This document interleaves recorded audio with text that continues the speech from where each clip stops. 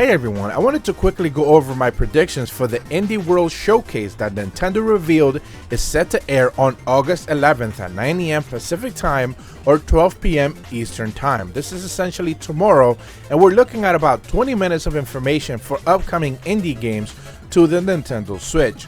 And the fact of the matter is, it feels like almost every single new week, we get such a big batch of brand new indie games that it's almost surprising that they're still able to put out these Indie World Showcase presentations and still have more games to announce, where it feels like just about every major indie game is already on the system, with obviously a few caveats. The very first one that I do want to make mention is Death's Door.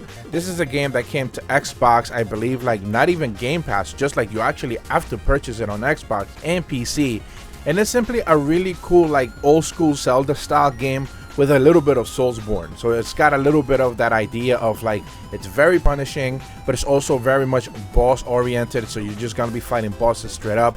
But it also has that discoverability as you make your way to new areas like old Zeldas do, making you backtrack just enough so you can use tools and weapons to open up new areas and get access to new situations.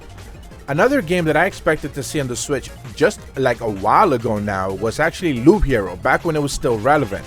And that's the fact that it was just such a perfect idea for the Nintendo Switch. It's a very much pick up and play type of game that people would have just loved to be able to play on the Nintendo Switch back when this game still had some luster. But now it feels like it just kind of died off completely, so it's just not all that relevant. But I would still love to be able to see Loop Hero make its way to the Nintendo Switch because of that pick up and play experience that I do think would fit this game perfectly.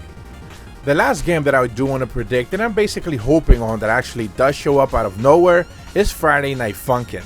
This is one of those games that I do adore to see like people just play it. I think it's a very popular, specifically with like younger audiences type of game, but it's just like kind of stuck on different platforms. It's even one of those games that even Nintendo decided to collaborate with, and they started to put like Nintendo characters in it or stuff like that. It would just be one of those games that just people will adore and be just so shocked to see actually appear on the Switch, but also it just makes the most perfect amount of sense.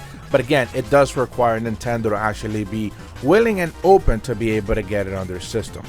But those are three very quick predictions that I wanted to mention. Also, obviously, we do expect confirmation of releases for games like Sports Story, Spelunky 1 and 2, and even Axiom Verge 2.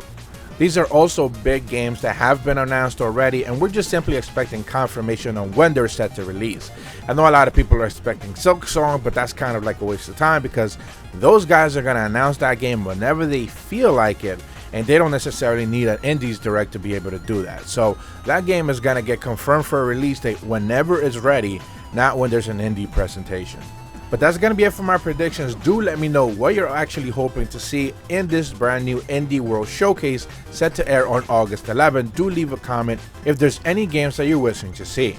If you're brand new to my channel, be sure to leave a like and subscribe. Hit the bell to receive notifications when the videos go up. And as always, thank you so much for watching.